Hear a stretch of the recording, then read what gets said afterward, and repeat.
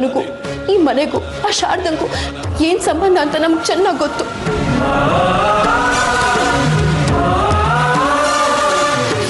ಅದಕ್ಕೆ ನಾವು 3 ಜನನೂ ಒಟ್ಟಾಗಿರೋದು.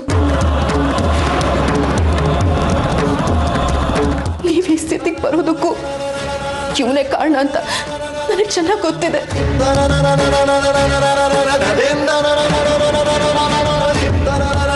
ಆದ್ರೆ ಸಾಕ್ಷಿ ಇಲ್ಲದೆ ಇರೋದಕ್ಕೆ ಸುಮ್ಮನೆ ಇದ್ದೀನಿ ಅಷ್ಟೆ. ನೋಡಿ, ನನ್ನಿಂದಾಗಿ ಈ ಮನೆಗಾಗ್ಲಿ ನಿಮ್ಗಾಗ್ಲಿ ದ್ರೋಹ ಆಗೋದಿಲ್ಲ.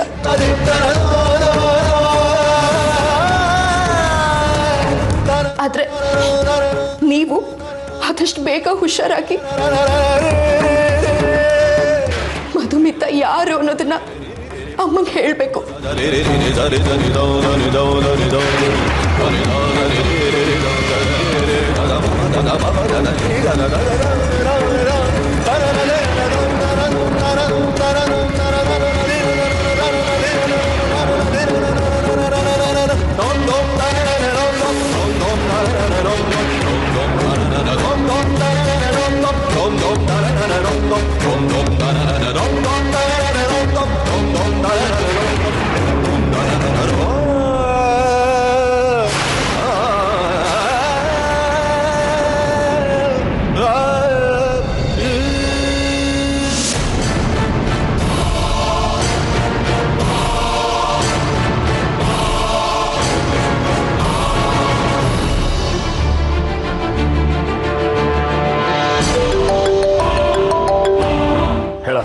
ಹಲೋ, ನಾನು ಸರ್ ಗೌಡಿ. ಗೊತ್ತಾಯ್ತು ಗೌಡಿ, ಹೇಳು. ಸರ್, ಒಂದು ಅನಾಹುತ ಹೋಗಿದೆ ಸರ್. ವಿಷಯ ಏನು ಅಂತ ಮೊದಲು ಹೇಳು, ಆಮೇಲೆ ಅದು ಅನುಕೂಲನೋ ಅನಾಹುತನೋ ಅಂತ ನಾನು ಹೇಳ್ತೀನಿ. ನಾನು ಶೀಲಮ್ಮ ಮತ್ತು ಮಗುನ ನೋಡಿದೆ ಸರ್.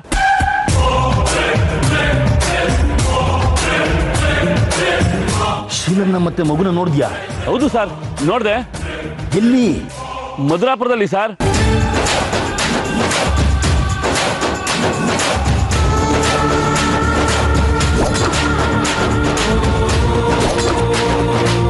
ಸರ್ ಸರ್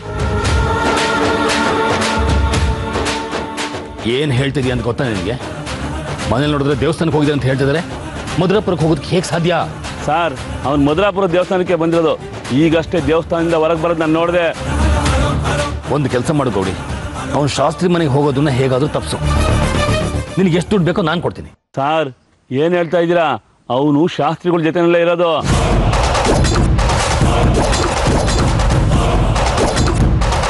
ಜೊತೆನಲ್ಲಿ ರಾಜು, ಸುಭದ್ರಮ್ಮ ಎಲ್ಲರೂ ಇದ್ದಾರೆ ಸರ್.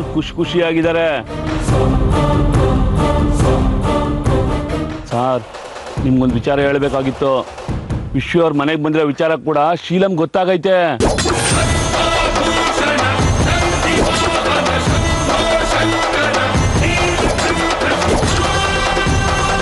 ಈಗೇನ್ ಮಾಡ್ತೀರಾ ಸರ್? ಅವನಿಗೆಲ್ಲ ವಿಚಾರ ಗೊತ್ತಾಯ್ತಲ್ಲ.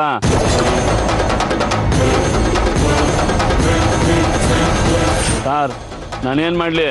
ನೀವೇನು ಹೇಳಿದ್ರು ಕೂಡ ಮಾಡಕ್ಕೆ ರೆಡಿ ಇದ್ದೀನಿ ಸರ್. ಸರ್, ನೀನು ಅದೇ ಊರಲ್ಲಿರು, ಅವ್ರ ಕಣ್ಣಿಗೆ ಕಾಣಿಸ್ಕೊಳ್ಳೋದು ಬೇಡ. ಮುಂದೆ ಏನು ಮಾಡಬೇಕು ಅಂತ ನಾನೇ ಫೋನ್ ಮಾಡಿ ಹೇಳ್ತೀನಿ. ಓಕೆ? ಸರಿ ಸರ್, ಹಾಗೆ ಆಗಲಿ.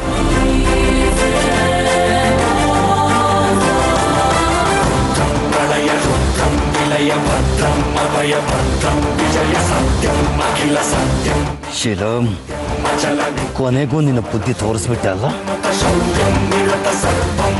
ಇದೊಂದು ವಿಷಯ ನಿನಗೆ ಗೊತ್ತಾದ ತಕ್ಷಣ ನೀನು ಗೆದ್ದು ಬಿಟ್ಟೆ ಅಂತ ತಿಳ್ಕೊಂಡ್ಯಾ? ನಾನು ನೀನೇನು ಮಾಡ್ಕೊಳಕ್ಕಾಗಲ್ಲ. ನಾನೊಂಥರ ಜೇಡ್ರ ಬಲ ಇದ್ದಾಗೆ. ಬಲೆ ಕಿತ್ತು ಕೆಡವಿದ್ರು ಬಲಿ ಬೀಳೋವರೆಗೂ ಹೆಣಿತಾನೆ ಇರ್ತೀನಿ.